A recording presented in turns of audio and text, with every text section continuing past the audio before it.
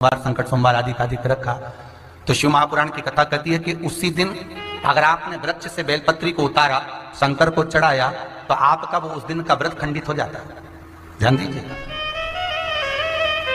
16 सोमवार हो, संकट सोमवार हो, शिवरात्रि हो, जितने भी भगवान शंकर के हम पूजन करते हैं या कोई विशेष उत्सव हम शंकर का कर रहे हैं, तो उस दिन बेलपत्र को नहीं उतारा जाता। बेलपत्र को एक दिन पहले उतारना चाहिए।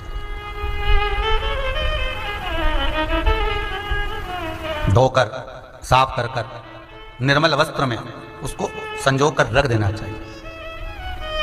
कब? एक रात्रि पहले। क्यों रखते हैं? शिव महापुराण की कथा कहती है जिस घर में बेलपत्र रखा होता है पूजन के लिए, बेलपत्र इंतजार करता है शिव के लिए महाराज, तो वो बेलपत्र शंकर को पाने के लिए कामना करता है। और जो जीव उद्यापन कर रहा है, संकट सोमवार, 16 सोमवार, पशुपति व्रत कर रहा है या शिव की आराधना कर रहा है, बेलपत्र शंकर को अति प्रिय है।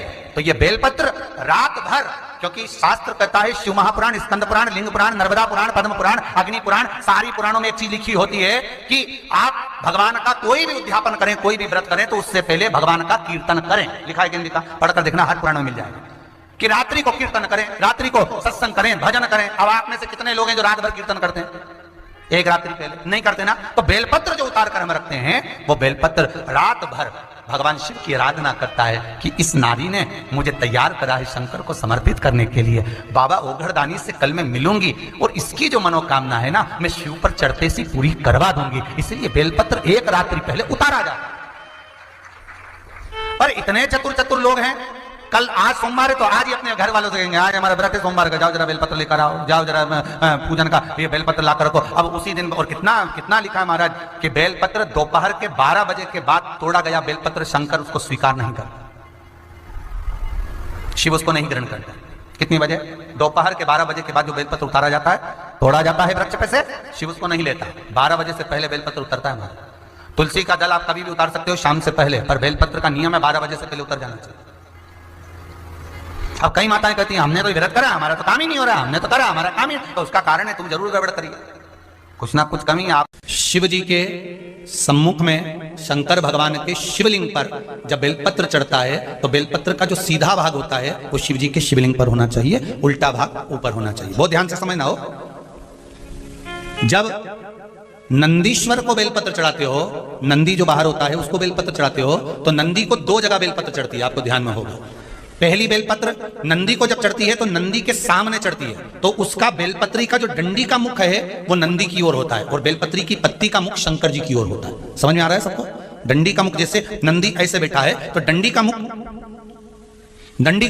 नंदी की ओर होगा, पत्ती का मुख शिव के, और ये सीधी की सीधी नंदी के सामने नीचे रखा जाती है, नंदी के सामने। और एक बेलपत्र जब नंदी के ऊपर चढ़ती है तो डंडी का मुख शिव जी के ऊपर होता है और इस पत्ती का मुख नंदी के सिर पर, नंदी की ओर होता है। ये दोनों में बहुत अंतर है महाराज। जैसे कोई कंपटीशन एग्जाम के लिए जा रहा हो या कोई परीक्षा देने के लिए जा रहा हो और पढ़ाई करे, स्मरण करे, तैयारी करे, वो अपनी जगह पर है। और ऐसा नहीं होता कि बच्चे पढ़ते नहीं है या तैयारी नहीं करते हैं, इसके बाद भी अगर उनका इंटरव्यू में पास नहीं होते या एग्जाम में पास नहीं होते, तो उसके लिए ये दोनों बेलपत्री बड़ी काम करती है। बहुत ध्यान देना, जो नंदी के सामने बेलपत्र रखकर जाना, शिव जी के सम्मुख में बेलपत्र रखकर जाना, मतलब नंदी के सम्मुख में जब रखाएगी तो डंडी जम के बोलिए कहाँ होना चाहिए? नंदी की ओर, और जब ऊपर रखाएगी तो डंडी शिव की ओर हो। ये 2 बेलपत्र रखकर शिव जी का स्मरण कर कर जाएं, कार्य सफलता की ओर बढ़ता है। कोई काम के लिए आप जा रहे हैं तो उसमें सफलता मिल जाती है, उसमें सफलता प्राप्त हो जाती है। शिव जी को बेलपत्र चढ़ा रहे हो, जो चिकना भाग है, सीधा भाग शिव जी के ऊपर, शंकर भगवान के ऊपर। थाली में अगर शिवलिंग का निर्माण कर रहे हो, पार्थिव शिवलिंग का निर्माण कर रहे हो, तो थाली में जब बेलपत्र रखोगे तो सीधी रखोगे, फिर उसके ऊपर शिवलिंग का निर्माण करना। अगर आप निर्माण करते हैं पार्थिव शिवलिंग का और बनाते हैं बेलपत्र, बोलो सही है कि गलत है? प्रतिदिन बेलपत्र खाओगे शंकर मंदिर की तो मुख में कई बार छाले भी पड़ जाते हैं, सत्य है कि गलत है? शिव महापुराण की कथा कहती है अति सर्वस्व वर्जते। आपको अगर बेलपत्र खाना है, हफ्ते में 2 खाओ, हफ्ते में 3 खाओ, मुंह में अगर छार हो रहा है, छाले पड़ रहे हैं, तो बेलपत्र को, शिवजी की चढ़ी हुई बेलपत्र को सुखाकर चूरा बनाकर इतनी सी चुटकी भर खा लिए, पानी पी लिया।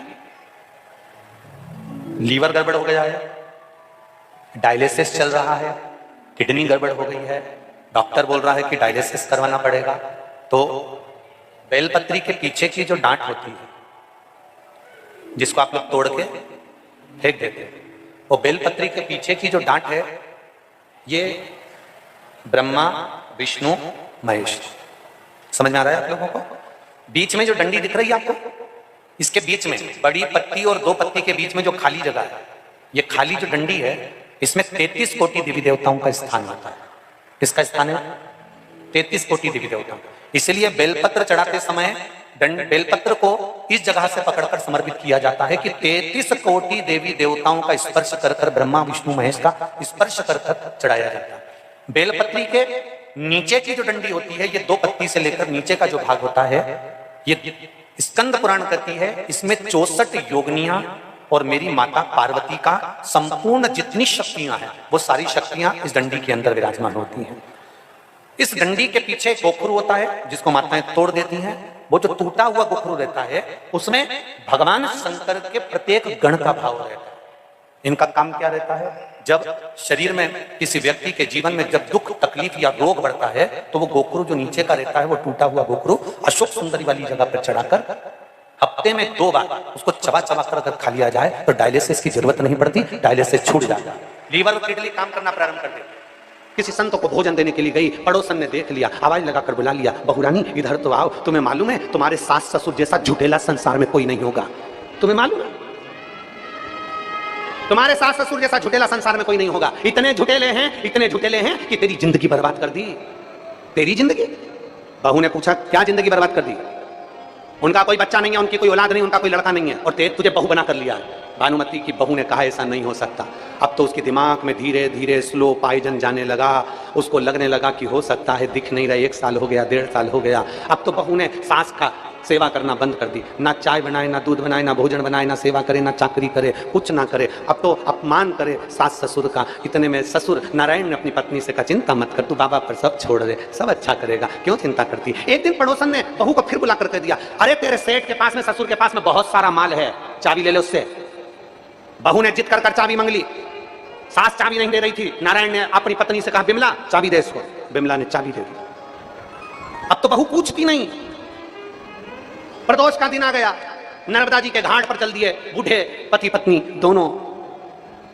एक कमरा ऐसा था जो नारायण ने मना कर दिया था, इस कमरे को मत खोलना, इसकी चाबी बस केवल हम खोलते हैं और प्रदोष की प्रदोष खोलते हैं, इसको मत खोलना। पर बहू तो जिद्दी थी, जिद्दी। जैसे ही सास ससुर निकलने चालू हुए, प्रदोष के लिए सास ससुर निकलना चालू हुए, और आज सास ससुर भूल गए कि नर्मदा जी के तट से में जो कंकर लेकर जाता था, जो रखता था, अगला कंकर लाता था, आज वो कंकर को छोड़कर चले गए। भूल गए, सुध नहीं रही, क्योंकि बहू इतना टेंशन दे रही थी कि वो सुध में भूल कर दोनों चल दिए, दोनों नर्मदा जी के घाट पहुंच गए। बहू ने आज वो ताला खोल लिया। खोला तो बहू ने क्या देखा कि एक लड़का युवान, बड़ा सुंदर और भगवान शंकर का अभिषेक कर रहा है। भगवान शिव का अभिषेक कर रहा है। शिव का अभिषेक। पत्नी खुश हो गई, पूछ लिया तुम कौन हो? कहा मैं सेठ जी का बेटा, काशी रहता था और आज ही आया हूं। तो माता पिता मुझे बंद कर चले गए थे कि तू सेवा करना, हम प्रदोष कर आते हैं सेवा। पत्नी की आंख से आंसू बहने लगा। मैंने अपने सास ससुर की बात नहीं मानी। पड़ोसन कहती थी कि उनकी तो औलाद नहीं है, फिर ये औलाद कैसे हो गई? शाम के समय सास ससुर आए, बहू ने भोजन तैयार रखा, भोजन दिया, भोजन तैयार रखा, भोजन जब प्रदान किया, प्रदान करा तो आज सास खुश थी। बेटा आज तेरे चेहरे पर बड़ी रौनक है, बेटा आज तू बहुत सेवा कर रही है, क्या हो गया? माँ आज तुम्हारे बेटे आ गए। बेटा आ गया? मेरा बेटा? हाँ। माँ आज तुम्हारा बेटा आ गया। बेटा?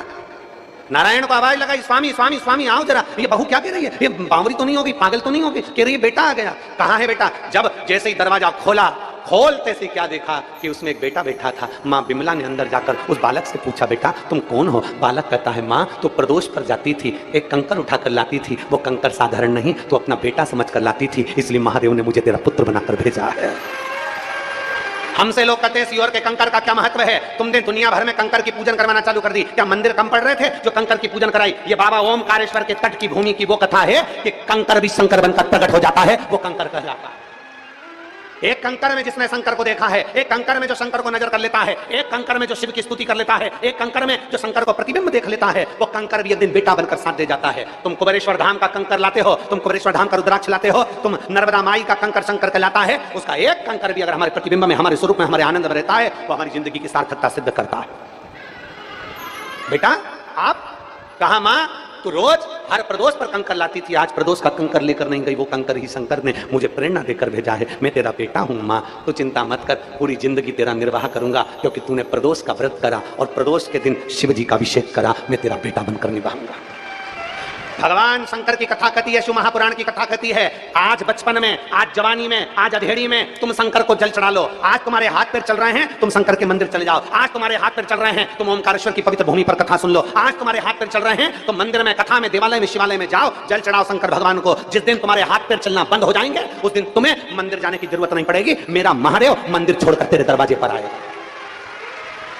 तुम्हें मंदिर नहीं जाना पड़ेगा, तुम्हें ओमकारेश्वर नहीं जाना पड़ेगा, तुम्हें कहीं पर जाना नहीं पड़ेगा। तुम मां रेवा की सेवा करते हो, मां नर्मदा की सेवा करते हो, एक दिन मां नर्मदा तुम्हारी बेटी बनकर तुम्हारी सेवा करेगी। एक दिन मेरा ओमकार बाबा तुम्हारा बेटा बनकर सेवा करेगा। एक दिन कुबेर भंडारी तुम्हारा बेटा बनकर सेवा करेगा। तुम मंदिर तक जाते रहो, जब तक शरीर में श्वास है, जब तक ये शरीर चल रहा है, तब तक शंकर के मंदिर में जल चढ़ाना बंद मत करना, तो तुम्हारी दुख की घड़ी में मेरा महादेव तुम्हारा पुत्र बनकर तुम्हारे सामने खड़ा होगा। वो कंकर शंकर है।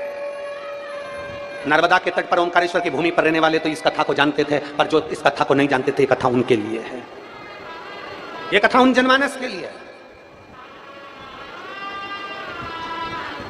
एक आपका भरोसा, एक आपका विश्वास, एक आपकी दृढ़ता, एक आपकी लगन। भगवान शंकर के प्रति जितनी तुम्हारी लगन होती है, भगवान शिव के प्रति जितना तुम्हारा प्रेम होता है, भगवान शिव के प्रति जितनी तुम्हारी लगन होती है, शिव उतने तुम्हारे करीब में आते हैं। शंकर क्या है? कोई तुमसे पूछे शंकर की परिभाषा बताओ, शिव की परिभाषा बताओ, शंकर की परिभाषा बताओ, उनको परिभाषा बता देना कि शंकर विश्वास है। तू विश्वास रखकर शिव के मंदिर जाएगा तो तुझे 20 साल में भी औलाद हो सकती है।